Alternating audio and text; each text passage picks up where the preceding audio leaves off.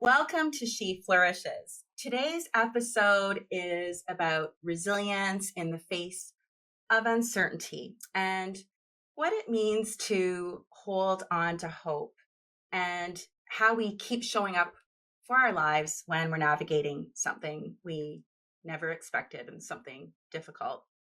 My guest today, actually I have two guests today, Krista Merkley and her sister, Laurie Bruce.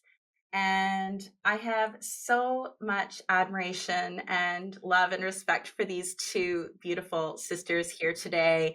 Krista is living with polycystic kidney disease, and she is currently in the stage of needing a kidney transplant. And her sister is a big advocate of Krista and what it means to have polycystic kidney disease and what this journey has meant for them and their family. And I am just so honored that they have agreed to come on the podcast today to share this story of, it really is a story of resilience, because Laurie said to me, her sister's one of the most resilient people she knows. And I know that many of you listening have your own journeys that you're on, whether it's maybe your own health journey or someone in your family. Maybe your family has also been affected by kidney disease. And today we're going to just talk about the story of what this is like and how do you hold on to hope and how do you stay resilient and cope in the face of this kind of diagnosis. So let's dive in. Hello, and welcome to the She Flourishes podcast, a weekly soul-stirring conversation to lift you out of the funk and into the flourishing life so you can live life as the best version of you. I'm your host and positive mindset coach, Brenda Jasmine, and I'm here to help you integrate positive psychology principles into your everyday life so you can truly flourish. Let's get started. Before we get started today, I just wanted to share that this episode contains an honest, emotional conversation about chronic illness, kidney disease, and the experience of waiting for a transplant. While this conversation is rooted in hope, resilience, and connection, please listen with care and discretion if this topic feels tender for you.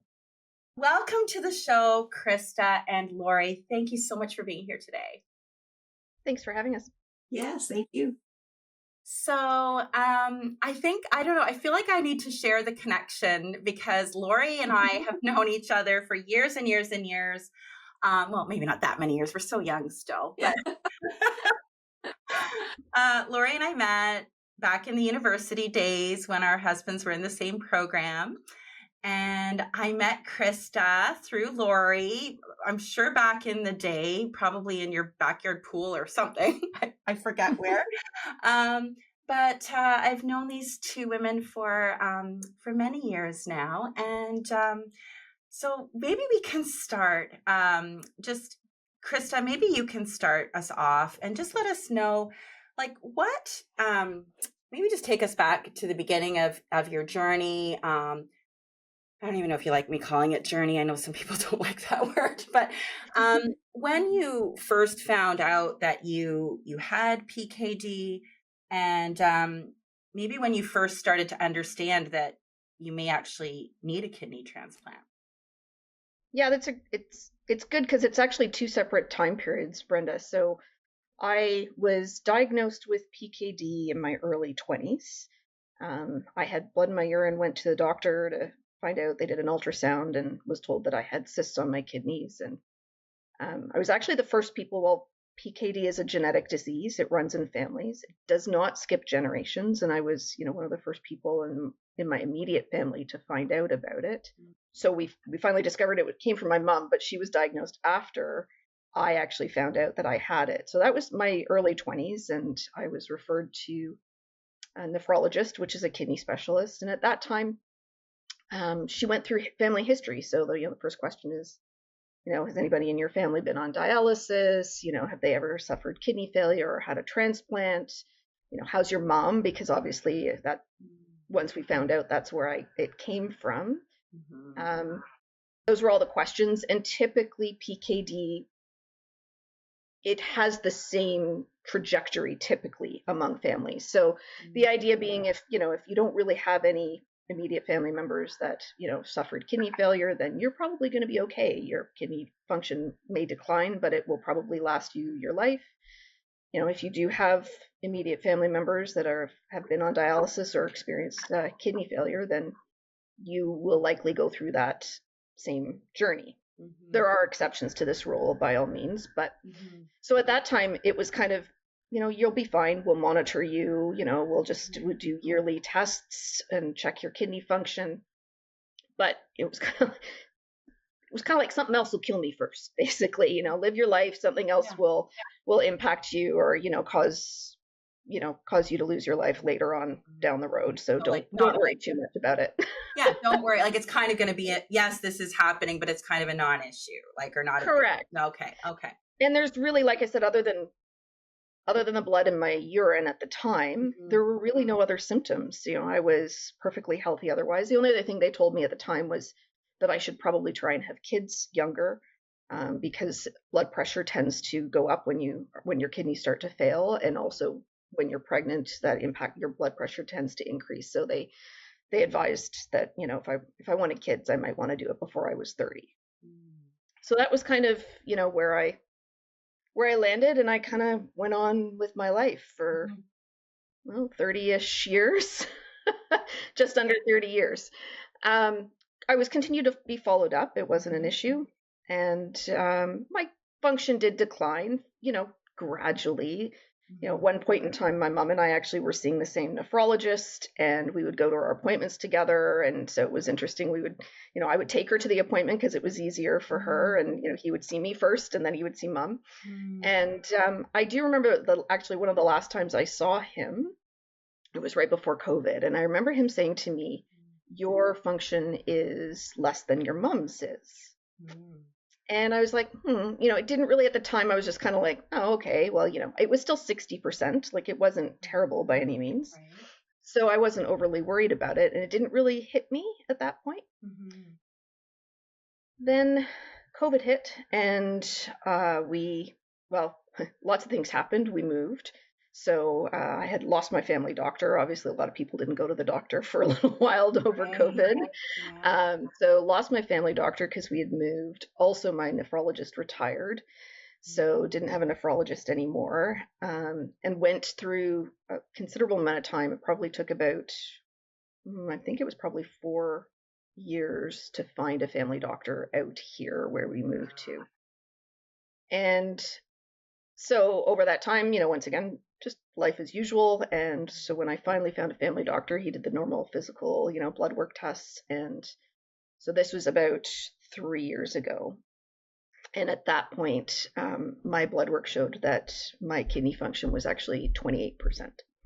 So I'd gone from 60 in 2019, late 2019, early 2020, to 28% function in 2023 or late 2022.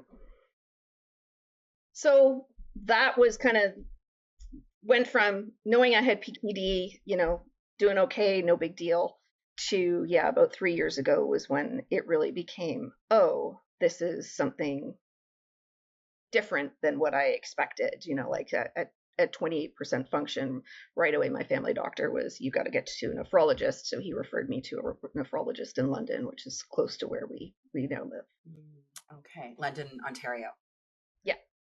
So, so Krista, at this point, so interesting. So do you feel COVID kind of had a role in that because it was so hard to find, or was it more the move, or just? Yeah, I think, what I mean. I don't think COVID played any role in the function decline other than the fact I just didn't know it was happening. Yeah. Well, I guess more like the finding a doctor part, but that's also just been an issue in Ontario, right? Finding a doctor has been absolutely. Okay. And I mean, especially out, like we're in rural Ontario. So out here, some of the smaller communities, it's definitely difficult to find a family doctor. So I actually feel like we were pretty lucky. By the time I actually really started looking, it only took about a year, but still, right? A year is a long time when you're. Yeah, when that much. So at this point, so sorry, it had gone to 25% or 28. Yeah, I 28. was at, So when I now, first discovered it was 28. and at this point, were they saying words like dialysis or transplant, or what were they saying at that stage? Yeah, so I mean, so I was referred to this new nephrologist in London, and when the first time I saw him, he right away ran through. There's models. There's models that they have that they can enter the numbers from your blood work, and what they do is they predict kind of how long it'll be until your kidneys fail. So at that point in time, he was pretty honest with me of, yeah, you're looking at kidney failure. Let's put this into the models and see how long you're looking at. And at that time, the model came out saying probably 5 to 10 years would be when my kidneys would fail. And so, hard, Yeah. not easy, but still 5 to 10 years gives you some, it gives you some time to kind of process some hope. And I also at the beginning stages, like after that first appointment, I really did a lot of research. I worked with a kidney dietitian. I really was, focused on what can I do from a nutritional standpoint, from a health standpoint, to try and maybe slow down this process and buy myself some more time. Right. Okay. So at this point, you sort of are feeling like, okay, a scary diagnosis, but also like, okay, I've got some time. I've got 5 to 10 years, and you still have a lot of, okay. So then what changed? Because this wasn't that long ago. No, this is only 3 years ago. Yeah. Okay. So what changed then? Yeah, so that was the original appointment with him. He set a follow-up appointment. I think it was 3 or 4 months later. And so that was typical. So like previously when I saw a nephrologist, I was seeing them usually every 6 months. Now, obviously, I understand my function's lower, so they're going to follow up with me more frequently. So I'm pretty sure it was about somewhere between 4 and 6 months later that he had set my next follow-up appointment. And so then, they do the regular blood work, same thing. They're checking for your function and the levels of toxins in your blood. And so that next, 4 to 6 months later appointment, my function had gone from 28 to 25. So it dropped 3% in half a year. And that was when he really said, okay, hold on, that's not matching what the model had spit out to us of 5 to 10 years. And that's when he started to actually suspect that I potentially have a second genetic kidney disease, or I don't even know what, something else that's affecting my kidneys. Okay. And so he suspects that there's 2 different problems going on with my kidneys, that obviously the polycystic kidney disease is what they could see and what they knew. So they just, they never really noticed what else might be going on. And it wasn't really until, which is also potentially what he thinks is why my function is declining much faster than anybody else in my family who has PKD. Oh, okay. So it's almost like the not the rules, what I want to say, like things were changing, like you're told one thing and now all of a sudden it's like, oh, okay, now this is something different.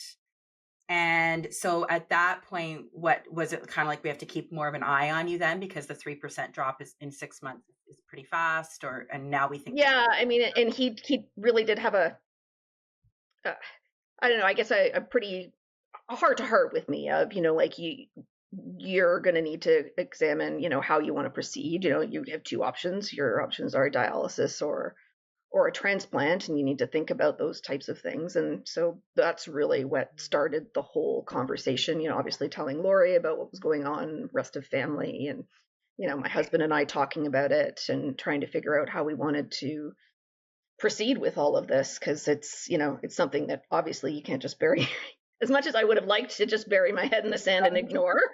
I know. It's like, goodbye. You don't have a choice. I'm just going to go live my life now. Wouldn't that be nice? Yeah. Yeah. It was like, no, you have to pay attention. You have to, yeah. It's Yeah. so, and how long ago was that, Krista, then, that conversation? Yeah, I think that was late 2022, early 2023. Sorry, 2023. Yeah, Laurie, I'm Yeah. sometimes time gets kind of Right.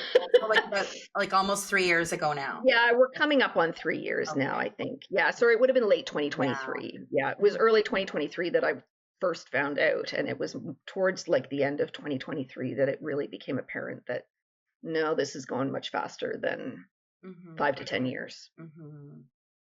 And how do you like, I'm sure there's people like you think, oh, we try and imagine what that moment might be like to hear that kind of news, but unless you're living it, like it's hard to imagine so what, you're kind of like, yeah, there's part of you that wants to bury your head in the sand. And then like, how do you even reconcile that information? Or maybe maybe you can't answer that. I don't know. Like, are you still trying to reconcile that in your mind? Yeah, it varies. I think, there's some days you reconcile it really easily. So some days you just kind of go, okay, well, it is what it is. This is what I'm dealing with, and I just got to figure it out. Other days you dwell on it and you kind of like, I definitely went through a lot of why me, especially, I've got this disease that other people in my family have, but other people in my family aren't like they're not in kidney failure like I am, right? So you go through the whole, what did I do to cause this? What, did I do something to cause this? Like it's hard, right? You go through those various sides and those various emotions. Mm-hmm. I don't feel that way anymore. That was early. Like the why me definitely came pretty early. My doctor was excellent about, reinforcing that, it's nothing you did, that this is just, you drew a short straw when it came to the kidney genes. And, he's got a pretty good sense of humor too, which, I kind of helped add some levity to the whole situation. So, that helped a little bit too, right? Like the reinforcement of, yeah, it's nothing I did. It's my genes. And I think that's sometimes the hard part for people too, because there are some kidney conditions that, can be impacted by diet or other behaviors, but this is genetic. This is 100% my genes. Yeah. There's nothing I've done that's caused this by any means. Yeah, it's through no fault of your own. Yeah, isn't it interesting how our minds go there? Like, what did I do, or why me, or and the why me is so. I remember. Well, the three of us have something in common in that we all lost our dads at a young age, and I hope it's okay. Bring that up. And I don't know about you guys, but like I remember being like asking that question, why, or why us, why me, back then, and after a while you realize that question doesn't go anywhere. It's like it's not helpful. It's like it's not a helpful thought, right? Yeah. And it's interesting you bring that up. I do feel like that experience of losing my dad at a young age actually probably prepared me a lot for some of what I'm dealing with now, because I feel like, it's one of those things you kind of mentally learn that resilience when you go through that kind of a loss. And so I do find it interesting that sometimes I think that really actually prepared, like it was so devastating at the time of how young, when I was 18, and it was super devastating at that time. But now that I look back on it, I feel like it definitely added some strength and resilience to my overall life. Yeah. Would you say the same, Laurie? Yeah, absolutely. And I think, I definitely think so. I definitely think that's, when you experience that, like you said, Krista, at a really young age, I think that sort of, it really knocks you back. And then you realize that you can stand up again eventually, right? And walk forward again. I think that's, I agree. I think that was definitely formative. And you're just so people know, you're the older sister.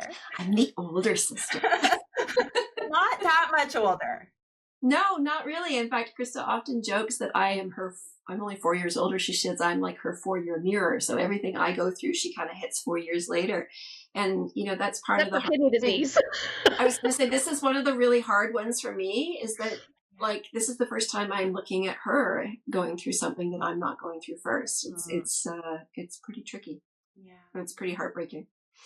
Yeah, I can. And I have a big sister too.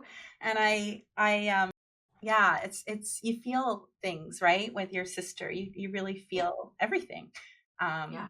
when they're going through this. And we're going to talk more, Laurie, about what that's been like.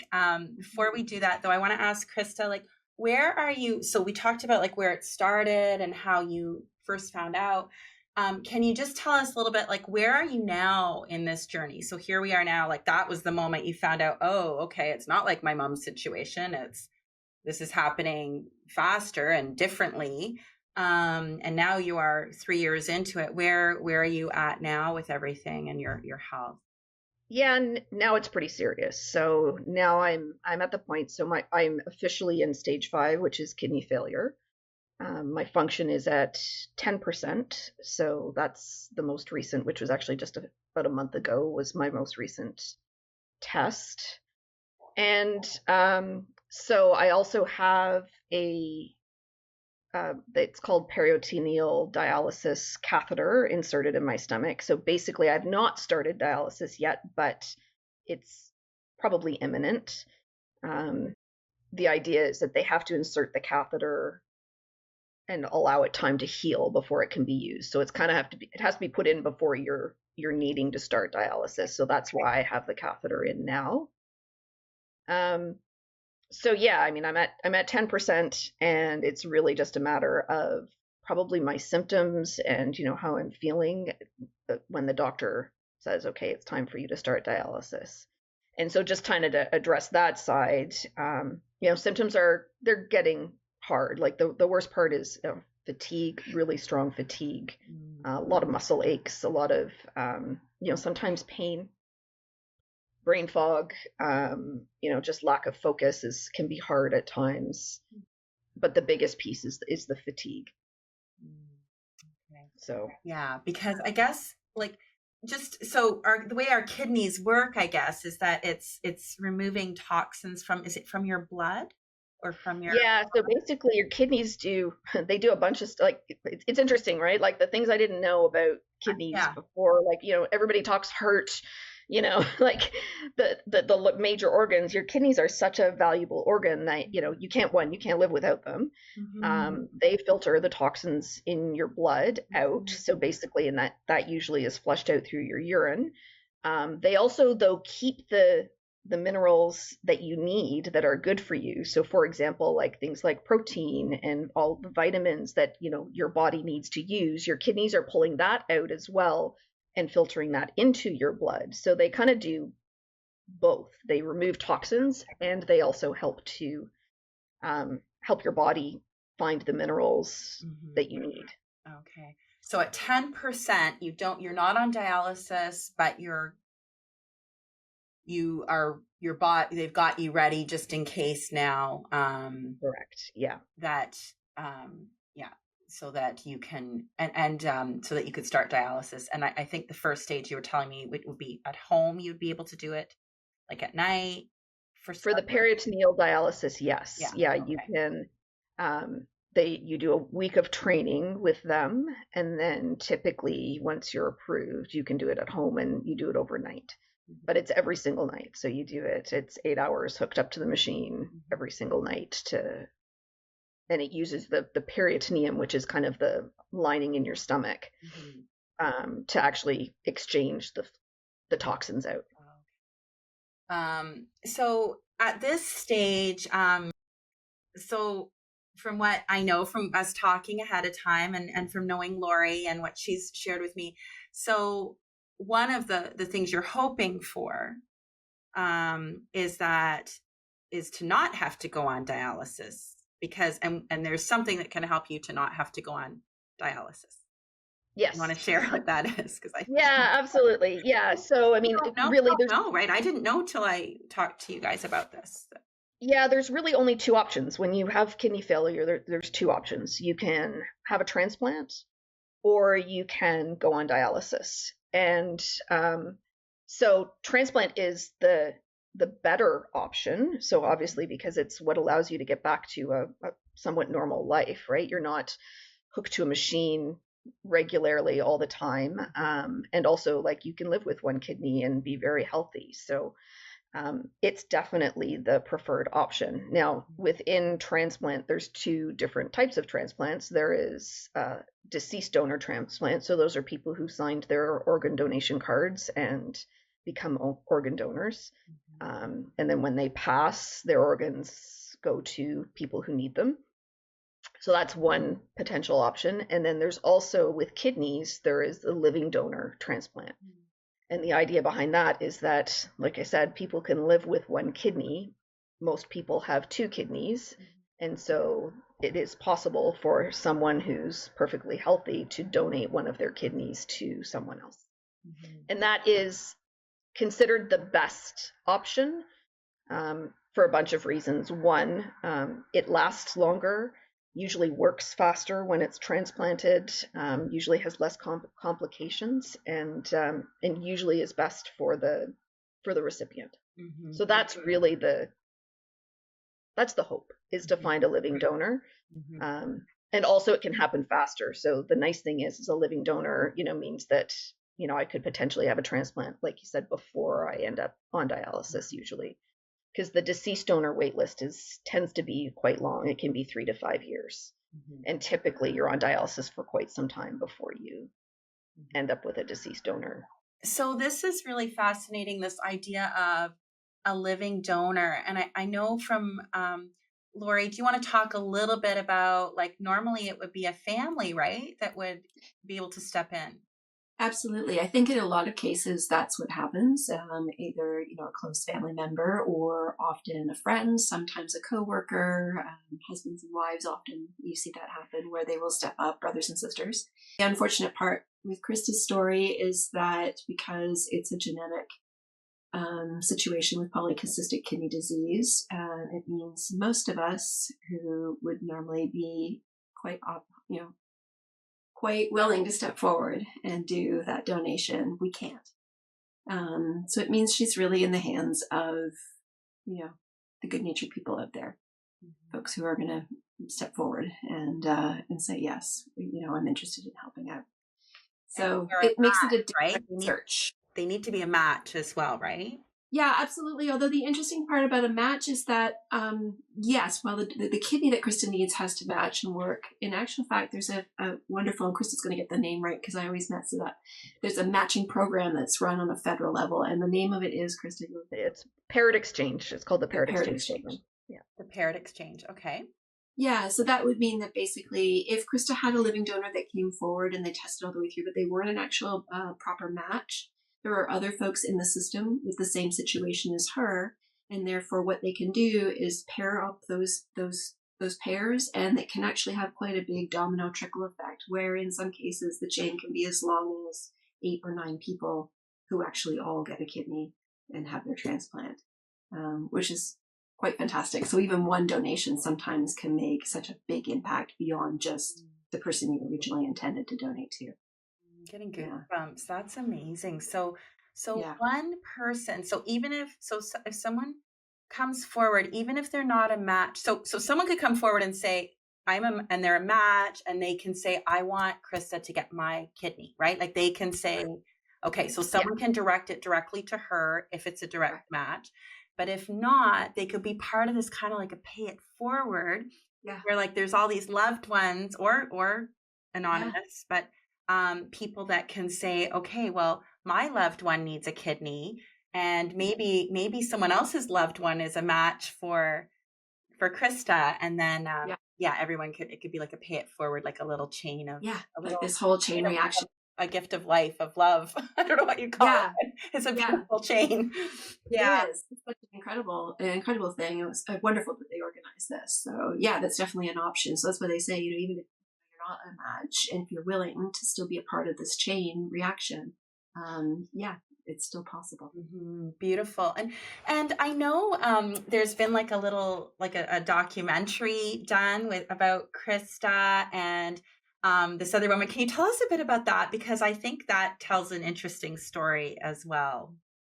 Yeah, so I think one of the things that we really wanted to do was to sort of raise the awareness about living donation, obviously, because it's one of those things that even Krista and I knew very little about until we ended up in this situation. So, understandably, most people I speak to had no idea that there was living donation as an option for people who have this need. And we were very fortunate to know a family friend, again, who's a documentary filmmaker. And he has sort of a personal connection to transplant. He had his father was quite sick with lung disease and died while waiting for a lung transplant. So, he was quite interested in helping us to spread the word. He said, every time I see it or see those orange helicopters, I think of, these beautiful angel organs going to people that are going to need, and come back to life, basically, get their lives back and do things. So it was wonderful to get to work with him. And he took that on. He really wanted to explore this whole concept of living donation and why we don't talk about it and why it's hard to ask about it and why it's hard to speak about it. And so he really went out and talked to Krista and got her story background, but he also found this lovely woman through the Transplant Ambassador program.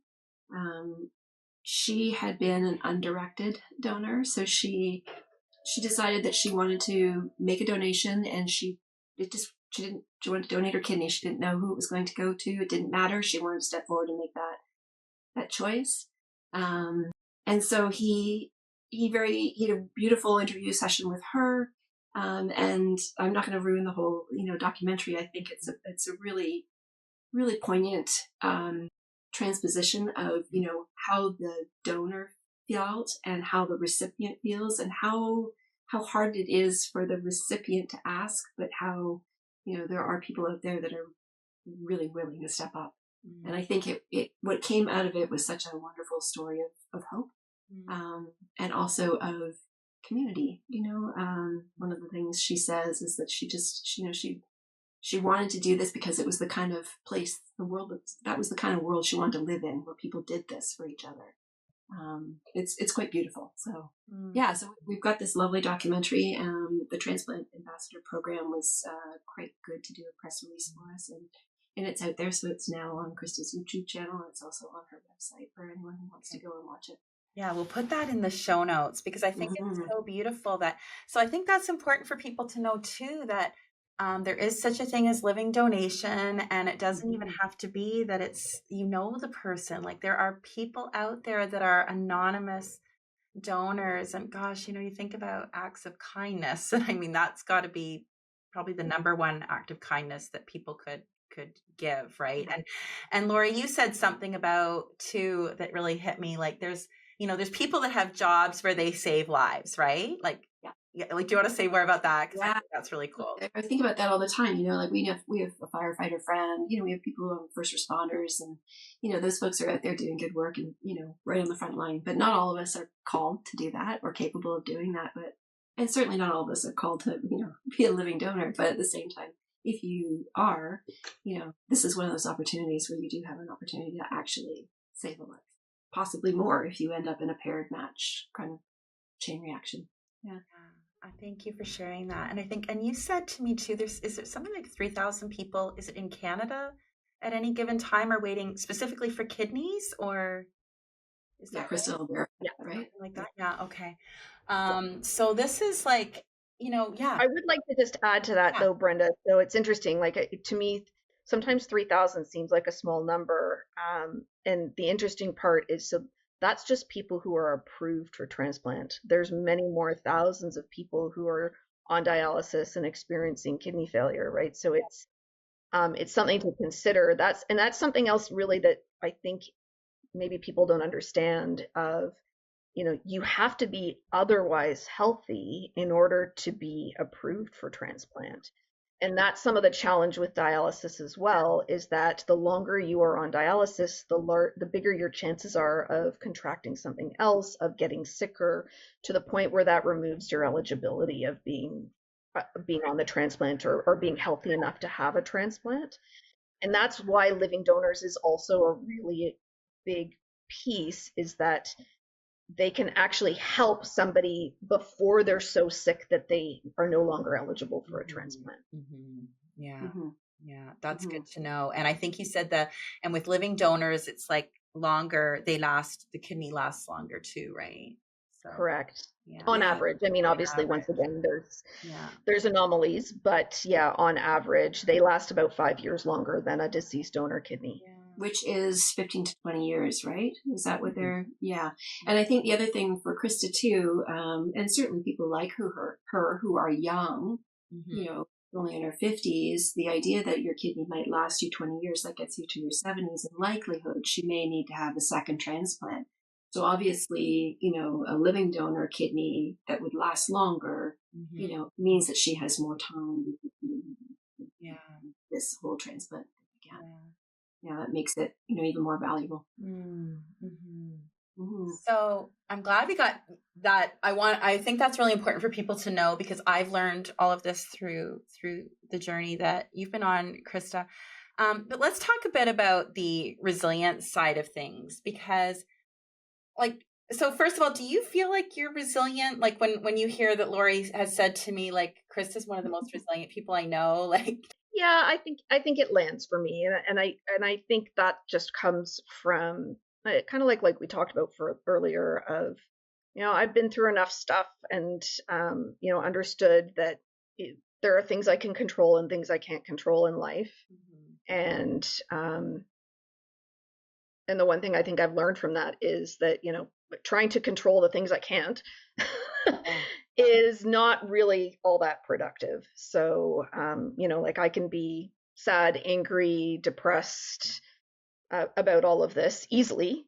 And yeah, sometimes I am, but it doesn't stick very long, because pretty quickly I get to the point of, well, how is this serving me? It really isn't, right? I mean, all it's doing is ruining today or the days that I have. And once again, like I'm just worrying about something I have zero control over. So I do agree that, you know, I probably have somehow found some resilience. Where exactly it's come from, I'm not sure, but well, and where do you find, like, what has helped you through this? Because I think, and thanks for sharing that. Yeah, of course, like the feelings, you must feel so many emotions about this, like and you know, and we talk in positive psychology about permission to be human, right? Like we need to name the emotions. That helps us get through them, right? And to, like, all the things, like, you know, early on in the early days, the why me, and then maybe the frustration and maybe some sadness, and right, like all the things. What helps you on those hard days, or on the days when your emotions maybe are a little closer to the surface? Yeah, there's some interesting things, and it varies sometimes. Sometimes it's just a little thing. So, you know, maybe it's something that my husband does for me, or having gratitude for, you know, the fact that I have a fantastic husband who takes such great care of me. You know, like he's there every day helping me change my dressing, or if I have to do catheter flushes, you know, he's there helping me. Like, you know, silly things. I might be having a bad day. I say silly, it's not silly at all, but, you know, like I might be having a bad day, and, you know, I come upstairs and it's a day that we have to do a catheter flush, and he's got everything out, and he's, you know, set it all up and it's all ready to go, so that, you know, whenever we want to do it, you know, I don't have to go and gather all the supplies to do that. You know, he's definitely, you know, that's one way that really helps, is, you know, like having that gratitude for somebody to be able to share and go through that with me. And just even the days that I'm not, you know, if I'm not feeling well, like I said, like the exhaustion is really hard, to the point where, like, you know, sometimes just even unloading the dishwasher and I'm like out of breath and need to sit down after doing that. So, you know, just grateful that I've got a husband that is willing, capable of doing all of that. So that sometimes that's where it comes from gratitude. Sometimes it's silly things like, you know, we've got an orange cat that, you know, curls up on my lap and, you know, kind of snuggles and seems to know if I'm having a bad day, and makes me feel a little bit better. Other times it's interesting. I also find some, I'm trying to think of how to word it. Sometimes, so, well, there's lots of people that I speak with. So I have groups that, PKD Foundation has a group that I join on a monthly basis, and, they share what they're going through. It's all people who are typically in failure. Sometimes there's somebody who's, had a transplant that is on those calls and shares, what they're going through. And sometimes they're positive and sometimes they're not so positive, but just being able to share and hear other people's stories really helps. And sometimes to hear stories and realize that, one, you're not alone, but also sometimes there's people who are going through a lot more than I am even. So, that helps give me some resilience of, okay, I should be grateful for what I've got and the help that I have and, some of the things that the symptoms I'm not dealing with that maybe other people are. Yeah, I would say that's the biggest thing. I do also speak with a social worker once a month, and that really helps. I find just to have somebody external that, I don't have to feel the need to protect from how I'm feeling, because I think that's hard too, right? Like I don't want to dump all of my emotion on my husband or my sister, right? Like I know that will upset them and have an impact on them. So it's nice to have somebody external that I can share those thoughts and feelings with and not have to, hold it all in. Yeah, absolutely. Because the people around us, it's hard. They're going through their own, right? Like, Laurie, do you want to talk about that a little bit? Like, what has this been like for you as the sister? Yeah, hard, really, really hard. I think I mentioned it earlier, it's the unexpected, certainly as the older sister, that your younger sister is going to go through these tougher things first, right? We sort of think that, you're going to go through it before they do. But yeah, and I think the other piece is, definitely since I can't be her donor, there's a lot of frustration because, this would have been taken care of. I would have donated to her and we wouldn't be sitting here having this conversation. That would and then also guilt because, when I meet with my friends and, top of mind for me is my sister and her struggles and, sharing that in a way that doesn't make other people feel awkward or weird, but, it's important. Try and help educate as much as I can just to, help that. Yeah, it's been really tough. It's tough to watch. Tough to know how to support. Yeah. It's not. And I'm not ready to lose her, so of course not. No. That's why. And you're such a amazing advocate for her as well. And I know I've learned so much in what you've shared with me. Krista, you had talked a bit. We had in our prep for this, there were a couple things that stood out to me that I thought. Do you want to share? I thought it was kind of cute how you were saying, like, part of it is like the humor's helped you, and then like the moments with your husband, like the hot tub. Do you want to just share about that? Because that really stuck with me. I thought that was. Yeah, I mean, like you asked about the, how do you handle it? And I think, so it's having other people to talk to, and yeah, the humor is a big piece. I've never been kind of a public person, and this is it's an awkward position to be in because I have to be very public about, what my need is. Like I'm forced to share that I've got kidney disease. I'm forced to share where I'm at because if I want somebody from the public to come forward and help me, I have to do that. So as part of that, I think it's also helped me become more open to having conversations with people or meeting new people, things that I probably haven't, doing things that I haven't done up to now. So like I was never on social media. Obviously social media is a big way that you reach people. And now you're on a podcast. Now I'm on a podcast. I'm on Instagram, like,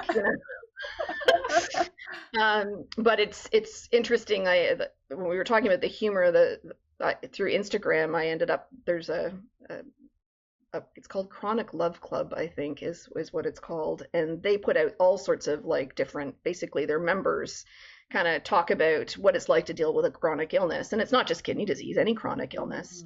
And I find a lot of humor there because, sometimes they put them out quite sarcastically. Sometimes they're more serious, but like they'll put out these like total reels of, just comments that their people say about, you have a chronic illness when, and, the one that always kills me is, like you answer every phone call, even though it's an unknown number or a private number, and because it could be a doctor calling. Right. Right. And, so those are it's interesting. Like you don't necessarily think about it, but when you can start to relate to those types of things, it does help bring some humor to it, right? Like, and it brings a little bit of levity to, sometimes you don't even realize, like, I didn't realize I was doing it. And then I saw that, I was like, okay, that's hilarious. That's exactly what I do.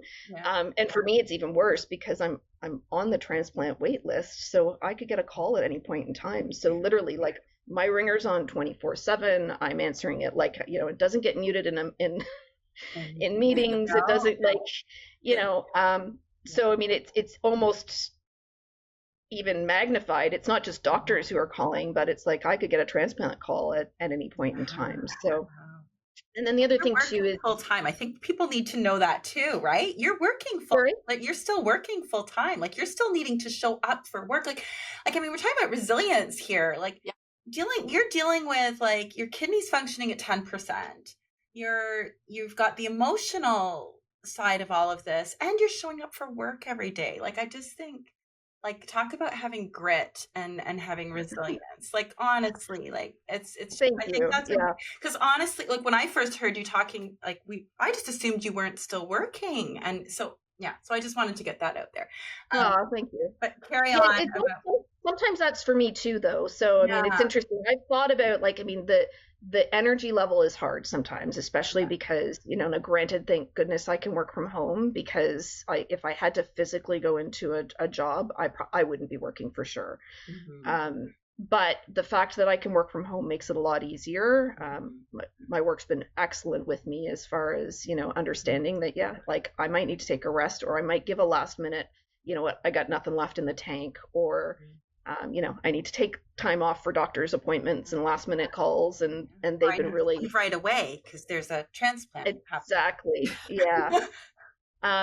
So, but I think on the flip side, I get something out of it too, right? I mean, like I look at it and go like, sure, I could potentially stop working, but then what would I do? Sit and think about what I'm dealing with all day long? Like work gives me purpose and motivation and drive, other than, to just sit and think about, my illness. So it helps that way too. Right. So, it's a give and take. Okay. And I know our listeners are like, wait a second, she said something about a hot tub and we haven't heard about that yet. Oh, yeah. So, I mean, you were talking about the humor, and I think that's the piece too, like, sometimes I'll go through, like, I get sad about things, and, it's interesting, there has to be a whole grieving process, I think, that happens. Like, I have to realize that, the life I lived 5 years ago is gone, right? Like, even if I get a transplant, it's still going to be different than my life was 5 years ago. Because I have this PD catheter, I can't do certain things. So you can't take baths. I can't go in a sauna. I can't go in like a hot yoga room, which I used to do all the time. I can't take a hot tub. My husband and I that was something that we used to do a couple of times a week. We would take a hot tub together. And it was, it was just a really nice time, because it was like device free, undivided attention. We could just talk about anything and just enjoy each other's company without any other distractions. And so I really miss it, the fact that we can't do that together anymore. But, I joked with him the other day when we were doing the catheter flush together. Like I mentioned, he's fantastic. He helps me do them.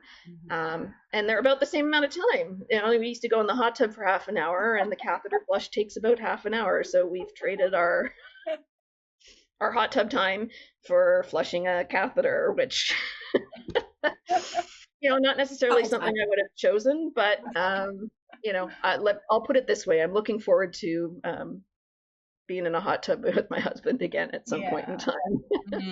I love that. But I love how you said that you switched hot tub time. At least you're getting the one-on-one time, the device-free time. Well, that's the thing. It's device-free. It's just us. There's a lot of time, like as the fluid's going in and coming out, it's not really much going on. So we talk and, we'll chat about things. And yeah, it's just, it's one of the ways that, like you said, humor, sometimes you just gotta, I could sit there and be sad that, we're doing this instead of the hot tub, but, once again, I'm grateful, one, he's there with me, and two, that, at least we've still got that time that we can spend together. It's just in a different way. Yeah. Yeah. Well, I know, Krista, like just talking to you, how, you are being so,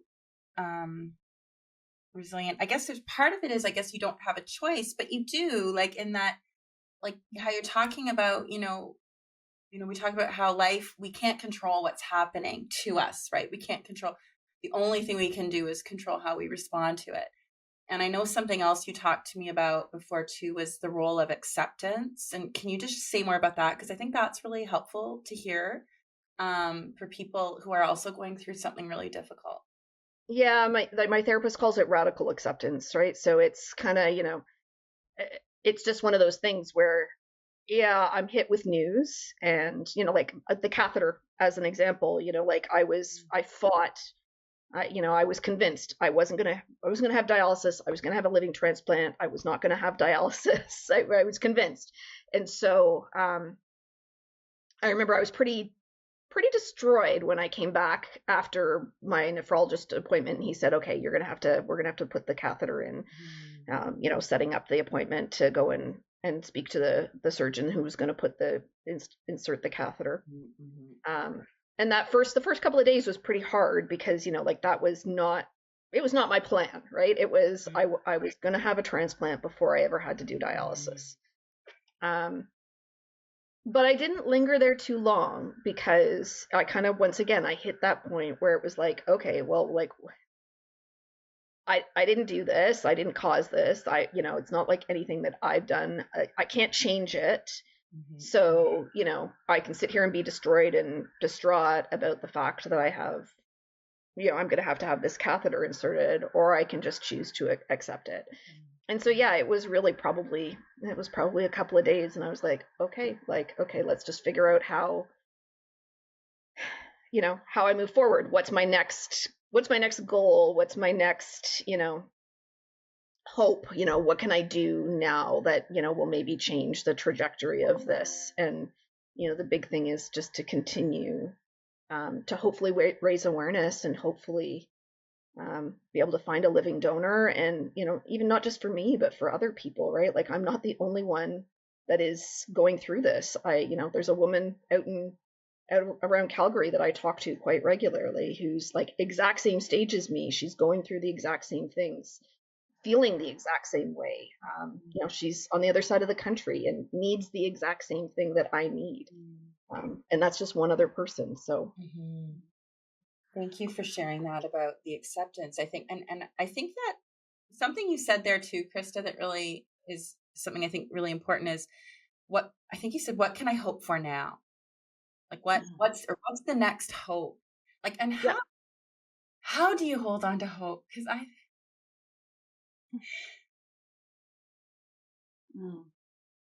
yeah, I don't know that I can give an exact answer for that.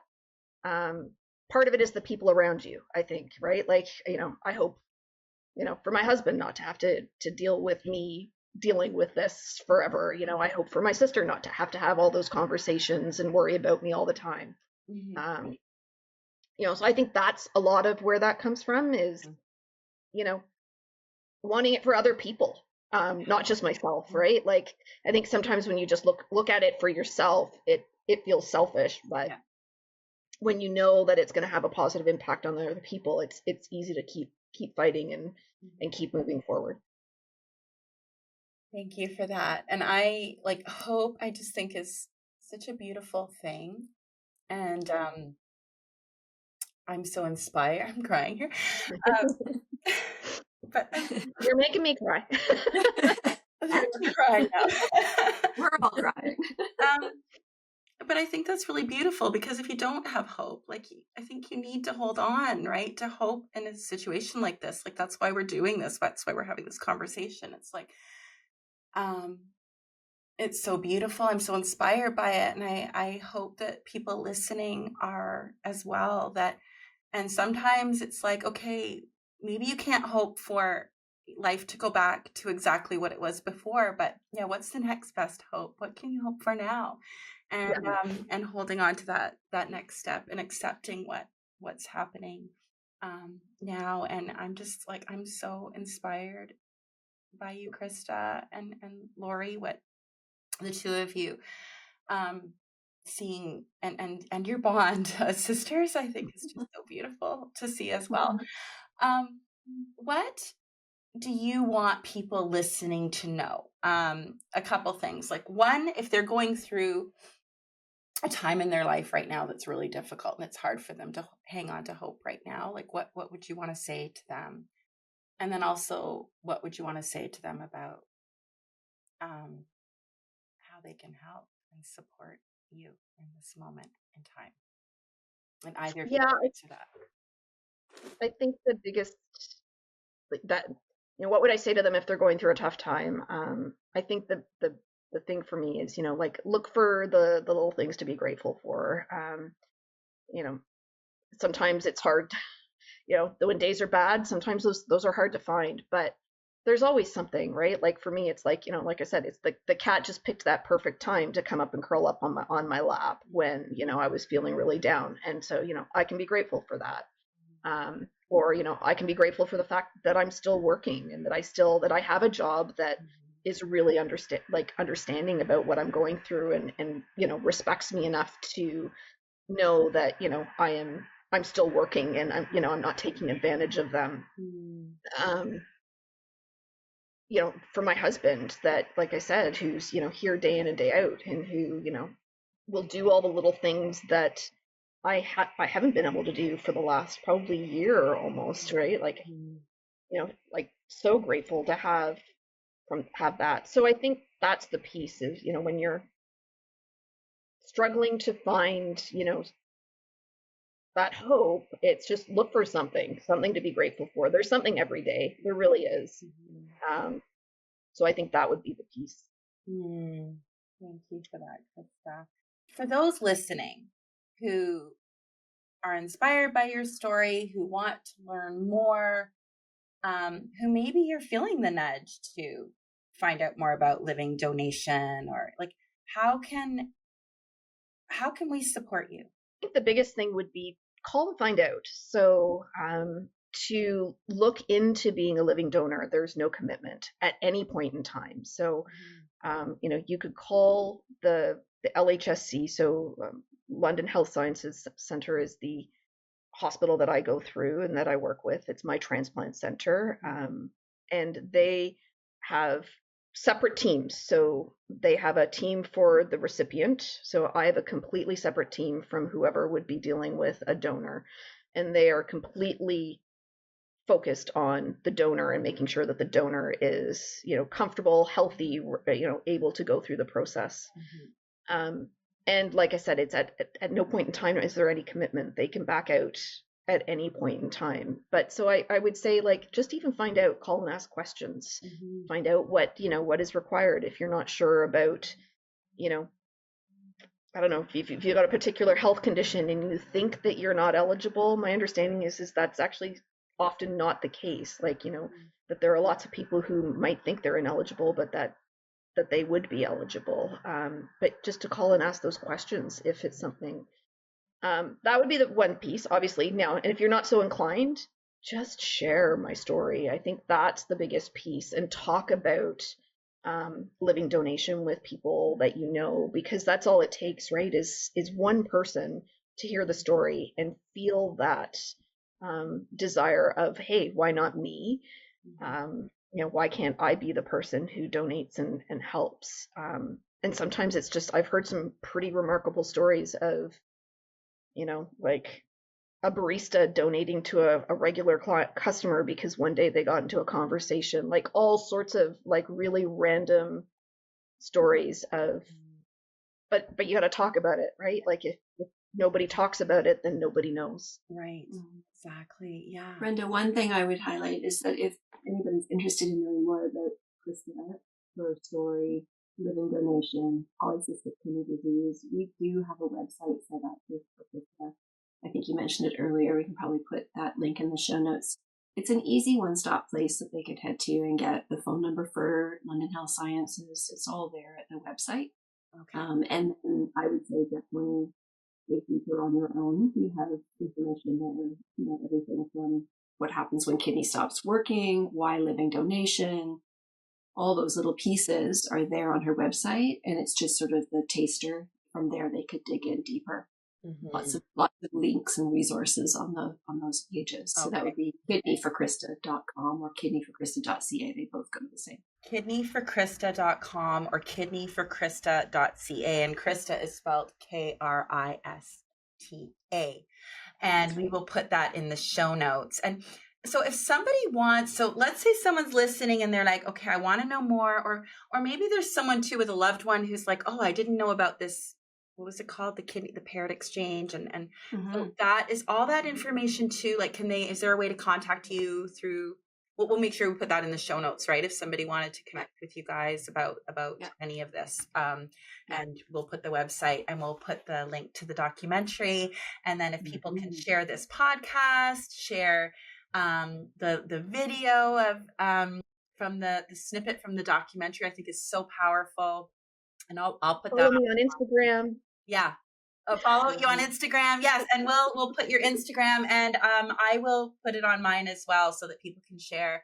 I think that would be just so wonderful. And I know so many people are going to be inspired by your story of resilience, Krista, inspired to help support in whatever way they can.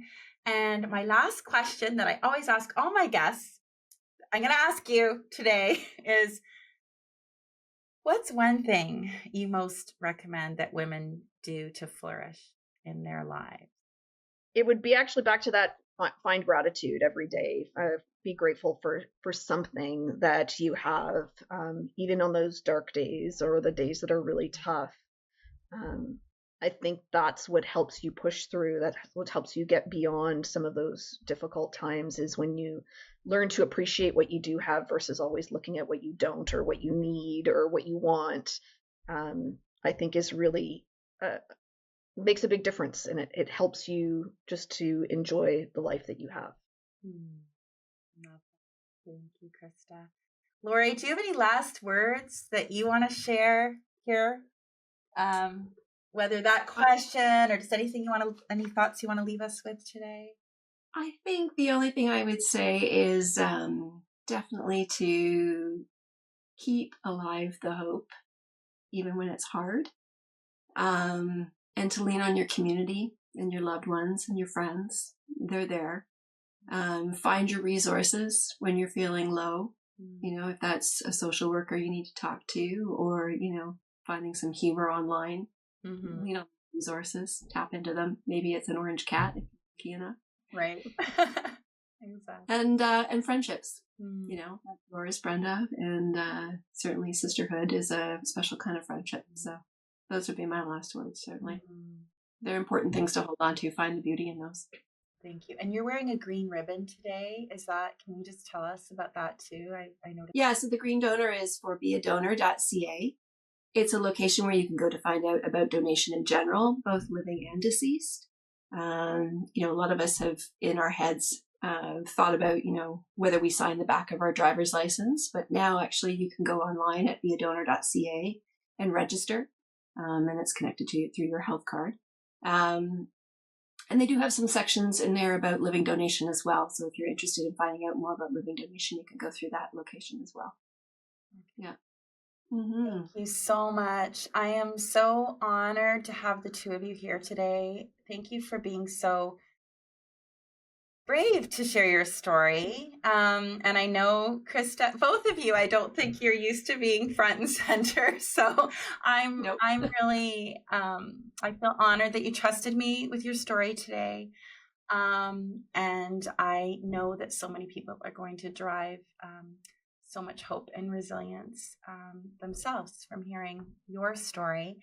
And I look forward to inviting you back on for the story of your kidney transplant. We are going to, I'm putting that out there, that there's going to be a part 2 to this when Krista's going to come back on and share that journey with us. We're putting that out there too for as a hope, right? But that's going to be, it's happening. We're booking that in, and we're going to have you back on. So thank you both of you for being here today. Thank you for listening to the She Flourishes podcast. I hope this episode has inspired you to create the flourishing life you deserve. If you enjoyed it, please share it with a friend. And if you haven't already, please subscribe, rate, and review the podcast. And until next time, keep shining your light and sharing your gifts with the world.